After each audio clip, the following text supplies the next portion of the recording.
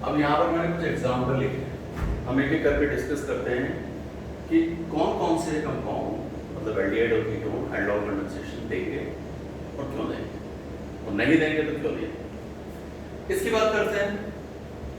ये functional group है, पहला carbon, this is alpha carbon. क्या इसके पास अल्फा हाइड्रोजन है? यस। कितना अल्फा हाइड्रोजन है? 3 अल्फा हाइड्रोजन है, तो ये एल्डोल देगा। क्लियर? तो फंक्शनल ग्रुप से attach first carbon alpha carbon और अल्फा कार्बन से अटैच हाइड्रोजन अल्फा हाइड्रोजन, ये देगा एल्डोल। ओके, क्या ये देगा? देख लेते हैं। ये फंक्शनल ग्रुप आपका, this is alpha carbon. Alpha carbon से क्या कोई हाइड्रोजन अटैच है? नो। यहाँ पर 3 मिथाइल ग्रुप अटैच है, तो ये एल्डोल कंडेंसेशन नहीं देगा। क्लियर? तीसरी बात, ये कीटोन है, क्या एल्डोल देगा? यस। ये फंक्शनल ग्रुप है, दिस इज अल्फा कार्बन और इसके साथ जो अटैच है वो अल्फा हाइड्रोजन देगा। ये देगा। This is C6H5 phenyl. ये फंक्शनल ग्रुप से के पास कोई अल्फा हाइड्रोजन नहीं है, तो ये भी एल्डोल नहीं देगा। हो आपका क्लियर हो गया होगा कॉन्सेप्ट, कौन से एल्डिहाइड एल्डोल देंगे और कौन से नहीं। अब मैं शुरू कर रहा हूँ रिएक्शन एल्डोल कंडेंसेशन। ओके, हमने देख लिया कौन एल्डिहाइड कौन से एल्डिहाइड कीटोन एल्डोल देंगे। दूसरी वाली एक चीज और है कि ये जो रिएक्शंस होती है वो किसी डाइल्यूट अल्कली की प्रेजेंस में होती है। यहाँ पर मैंने लिया डाइल्यूट NaOH, आप KOH ले सकते हो, BaOH ट्वाइस और बेरियम हाइड्रोक्साइड ले सकते हो, तो कोई सा भी डाइल्यूट अल्कली हमको लेना है। अभी मैं जब इसकी मैकेनिज्म डिस्कस करूंगा तब इसका वो और अच्छे से क्लियर होगा। क्या है तो एल्डोल कंडेंसेशन है, हमने देख लिया। अब एल्डोल कंडेंसेशन होता कैसे, डिटेल्ड मैकेनिज्म में यहाँ डिस्कस करने वाला हूँ। सपोज एक एल्डिहाइड है, आपको तो पता ही लग रहा है एल्डोल देगा, उस पर मैं नहीं जाऊंगा, अच्छे से डिस्कस किया है हमने कि क्यों देगा। इसके मैंने 2 मॉलिक्यूल लिए, molecule number 1, molecule number 2। Okay, अब ये दोनों मॉलिक्यूल कंडेंसेशन करते हैं। क्या करते हैं? कंडेंसेशन। किसकी प्रेजेंस में करते हैं? डाइल्यूट NaOH की प्रेजेंस में। इनकी रिएक्शन होगी और ये बना एल्डोल। ओके, इसका जो प्रोडक्ट है वो क्या बन गया? एल्डोल। अभी आप टेंशन मत लेना कि कैसे बन गया, अभी हम देखेंगे इसकी जब मैं मैकेनिज्म डिस्कस करूंगा। ये एक बेसिक रिएक्शन जो बुक्स में लिखी हुई है। ओके, तो 2 मॉलिक्यूल यूज होंगे किसी भी एल्डिहाइड या कीटोन के जिसको एल्डोल करवाना है, और किसकी प्रेजेंस में होगी? डाइल्यूट NaOH की प्रेजेंस में होगी, और जो प्रोडक्ट बनेगा वो क्या बनेगा? Okay, this is the basic reaction. Clear? आप नोट करो।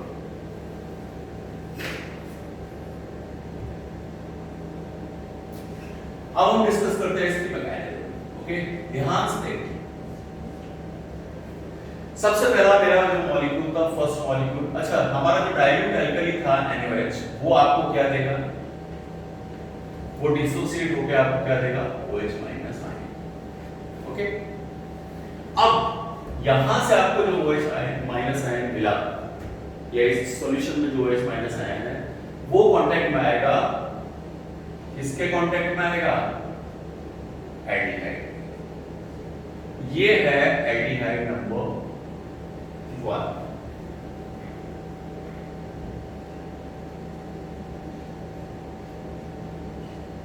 मैंने इसको ऐसे लिखा। ओके, अब क्या होगा? ये यहां से ब्रेक होगा। किसकी फॉर्म में ब्रेक हुआ? ये प्लस और ये माइनस। इस OH माइनस ने पहले वाले मॉलिक्यूल में से क्या खींचा? H plus.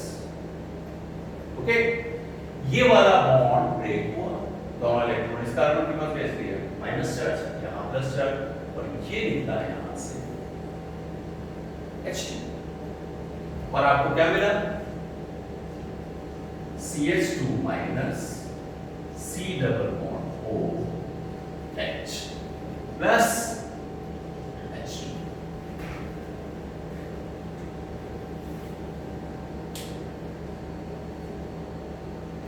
ओके, फिर से रिपीट करता हूँ। OH माइनस ने क्या किया, एक H प्लस इसमें से खींचा। Okay, this process called abstraction of alpha hydrogen. तो यहां से अल्फा हाइड्रोजन का एब्स्ट्रैक्शन हुआ, किसके थ्रू हुआ, OH माइनस में। ओके, इसके बाद जो रिमेनिंग पार्ट बचता है या बनता है उसको बोलते हैं इनोलेट आयन। क्या बोलते हैं, enolate ion. This is called enolate ion, और enolate ion is resonance stabilised. अब आप ध्यान से देखो, यहाँ रेजोनेंस होगा, क्या कॉन्जुगेट सिस्टम है। प्रीवियस वीडियोस आप देखेंगे, रेजोनेंस के द्वारा अच्छे से क्लियर होगा, और नहीं देखे तो उनको देखिए। पर फिलहाल यहाँ देखिए कॉन्जुगेटेड सिस्टम है, कैसे है, नेगेटिव चार्ज है, single bond double bond alternate है, रेजोनेंस होगा ये। तो इनोलेट आयन एक स्टेबल आयन हो जाता है, और वो स्टेबलाइज होता है थ्रू रेजोनेंस। ओके, तो abstraction of alpha hydrogen, this is the first process, mechanism का फर्स्ट पार्ट है।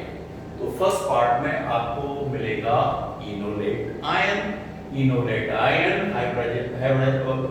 इनोलेट आयन रेजोनेंस के कारण स्टेबल होता है। तो जो अल्कली है वो अल्फा हाइड्रोजन का एब्स्ट्रैक्शन करता है, इनोलेट आयन बनता है, और इनोलेट आयन रेजोनेंस के कारण स्टेबल होता है। अब हम इसका सेकंड स्टेप देखेंगे। ये मॉलिक्यूल कौन सा है, याद करिए, दो मॉलिक्यूल थे, पहले वाले का तो इनोलेट आयन बन गया, ये रहा पहले वाले से इनोलेट आयन बना, ये दूसरा मॉलिक्यूल है। अब ये इनोलेट आयन अटैक करने जाएगा मॉलिक्यूल नंबर 2 पे। ओके, अच्छा, इनोलेट आयन एक न्यूक्लियोफाइल है। क्यों न्यूक्लियोफाइल है, क्योंकि इसके पास कैसा चार्ज है, नेगेटिव चार्ज। तो न्यूक्लियोफाइल अब अटैक करेगा। ओके, कैसे अटैक करेगा देखिए आप। इस दूसरे एल्डिहाइड ग्रुप में या कार्बोनिल ग्रुप में एक इसका जो फंक्शनल ग्रुप है वो है CO। Okay, CO multiple bond है, एक बॉन्ड कैसा है, पाई बॉन्ड। एक इलेक्ट्रॉन का पेयर कैसा है, पाई इलेक्ट्रॉन। ऑक्सीजन की इलेक्ट्रोनेगेटिविटी कार्बन से क्या होती है, ज्यादा होती है। क्या होगा, ये दोनों इलेक्ट्रॉन या ये इलेक्ट्रॉन का पेयर जाएगा यहां, तो यहां आएगा पार्शियली नेगेटिव चार्ज, और यहां आएगा पार्शियली पॉजिटिव चार्ज। यहां पर बना देता हूं, कुछ सिचुएशन ऐसी हो जाएगी, CH3CO माइनस नेगेटिव, और ये हो गया आपका पॉजिटिव। ऐसा होगा कि नहीं होगा, देखिए। तो अब इस न्यूक्लियोफाइल को आराम से ये क्या करेगा, अटैक करेगा यहाँ, इसका करेगा। यहाँ चार्ज कैसा है, नेगेटिव, यहाँ पर कैसा है, पॉजिटिव। Okay, good. और जो आपका प्रोडक्ट बनेगा CH3CO minus H CH2 C double bond O। ध्यान से देखो, क्लियर है। इस कार्बन का प्लस चार्ज जो जनरेट हुआ था वो इसके नेगेटिव से न्यूट्रल हो गया, लेकिन ऑक्सीजन के पास स्टिल नेगेटिव चार्ज। ठीक है, अब अगले स्टेप में क्या होगा, हमें तो एडॉप बनाना है, HOH वाटर। वाटर से जैसे ये ट्रीट करेगा तो आपको पता है क्या होने वाला है, यहां से H प्लस निकलेगा, तो ये OH माइनस वहां जाके अटैच हो जाएगा। क्या मिलेगा, CH3COH H CH2 C double bond OH। Short form में देख लो, HOH H plus OH minus, क्या ये बन गया OH, ये और OH माइनस पर दिस इज एल्कोहल। क्लियर है, यही एल्कोहल था ना, ध्यान से देखिए, aldehyde group OH group alcohol. और मैंने फर्स्ट स्लाइड में लिखा था beta hydroxy carbonyl compound, beta hydroxy. ये कार्बन कैसा है, अल्फा, ये कैसा है, बीटा। और बीटा कार्बन से अटैच है कौन? OH। अब आप इसको क्या बोलोगे? Beta hydroxy aldehyde. क्लियर? अच्छा, इसमें एक स्टेप और होता है। एल्डोल आपका यहां पर फॉर्म हो गया। वो स्टेप क्या होता है? अगर हम इसको हीट करा दें तो इसमें वाटर मॉलिक्यूल रिलीज हो जाता है। कैसे? यहां मैं बता देता हूं। CH3COH H, और मैंने इसको ऐसे लिख सकता हूं। और जैसे ही हम यहां पर इसको हीट करते हैं तो यहां से क्या होता है? H2 रिलीज हो जाता है। जब दो एडजेसेंट कार्बन एटम से कोई ग्रुप या एटम रिलीज होते हैं तो यहां पर क्या बनता है? Multiple bond. तो आपका ये प्रोडक्ट इसमें मिलेगा CH3 CH double bond CH C double bond H। Okay, but aldol में ये लेकिन बुक्स पर रिएक्शन यहां तक है। Is that clear?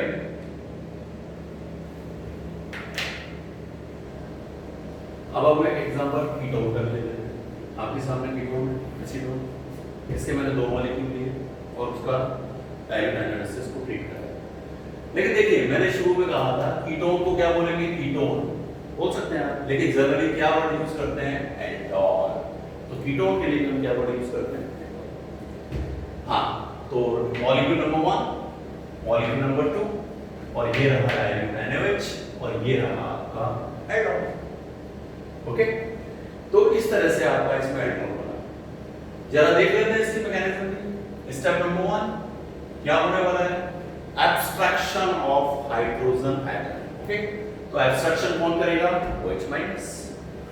OH minus आया और इसने मॉलिक्यूल नंबर 1 से बात की। कैसे की? H CH2 C double bond O CH2। Okay, मैं इसको ऐसे लिख सकता हूं। ये मॉलिक्यूल नंबर 1 है, इसको मैंने ऐसे लिख दिया। अब क्या होगा आपको बताइए?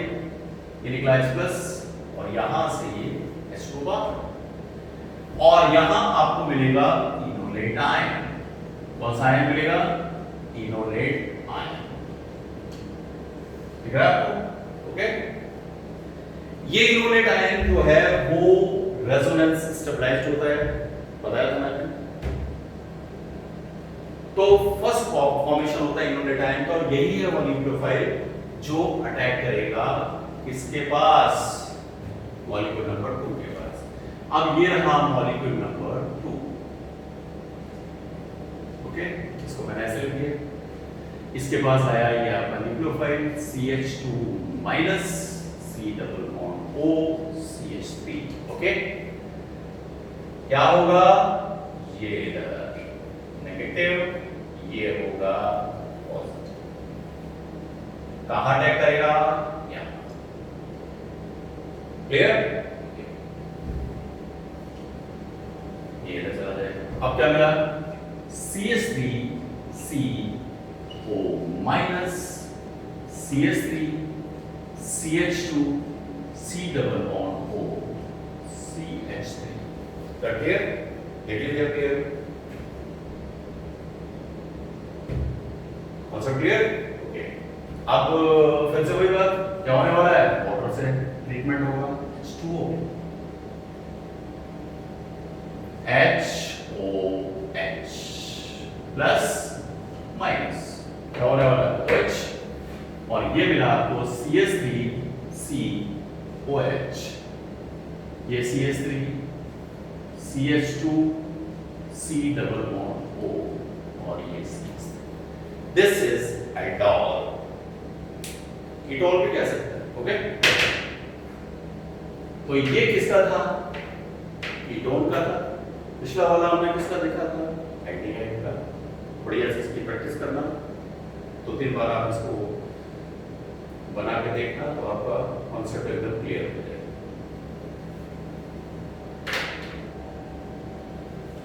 अब हम एक और इंपॉर्टेंट पॉइंट डिस्कस करेंगे। हमने देख लिया एल्डोल कैसा होता है।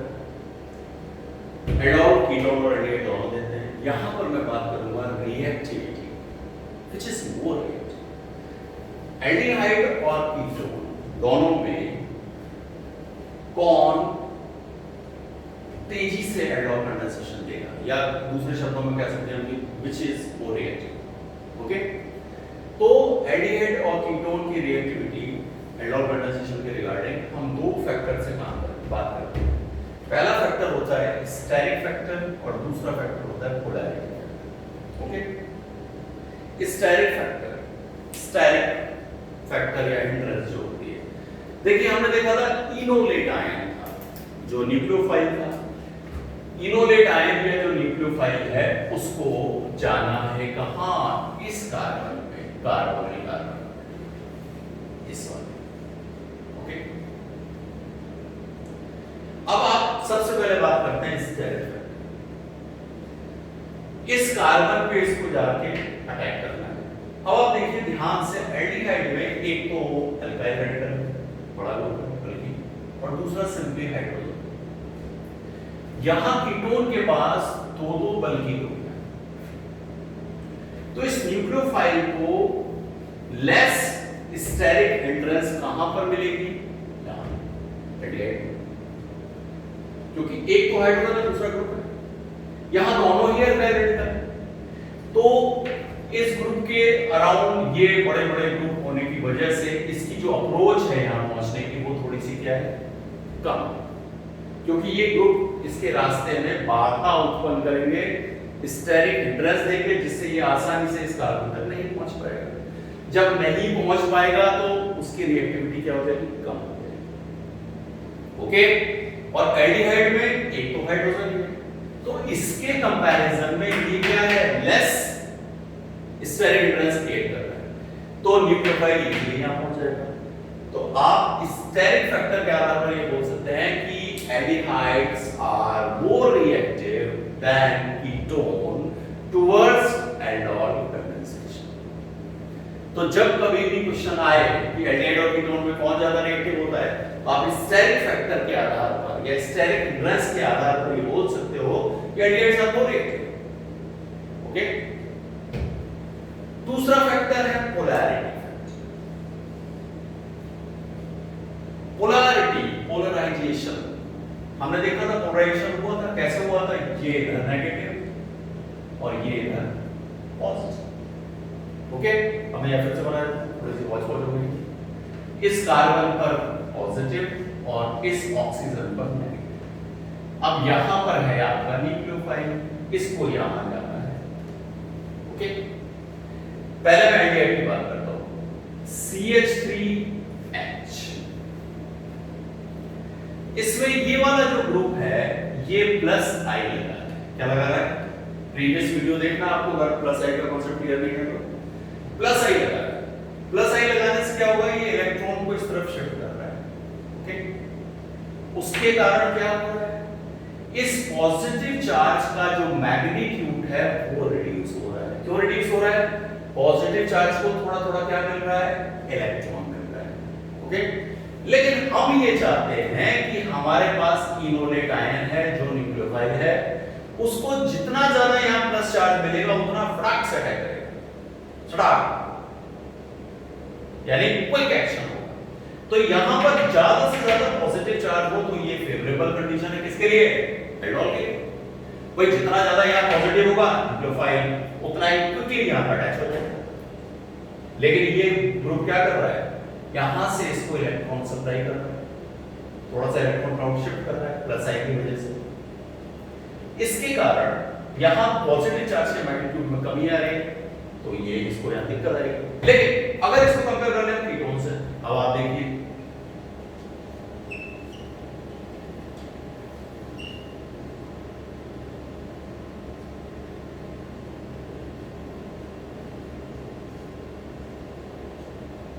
अब आप ये देखिए, यहां से भी प्लस आई मिल रहा है और यहां से भी प्लस आई मिल रहा है, तो ये पॉजिटिव चार्ज का मैग्नीट्यूड ज्यादा है कि इस पॉजिटिव चार्ज का मैग्नीट्यूड ज्यादा है, डेफिनेटली इसका ज्यादा है, क्योंकि इसको तो एक तरफ से मिल रहा है, चलो यहां तो दोनों तरफ से प्लस दे रहा है, प्लस आई लगा। अच्छा, प्लस आई लगाने से क्या होगा, यहां पर इलेक्ट्रॉन की डेंसिटी इस तरफ जा रही है, तो इस पॉजिटिव चार्ज के मैग्नीट्यूड पे क्या आ रही है, कमी आ रही है।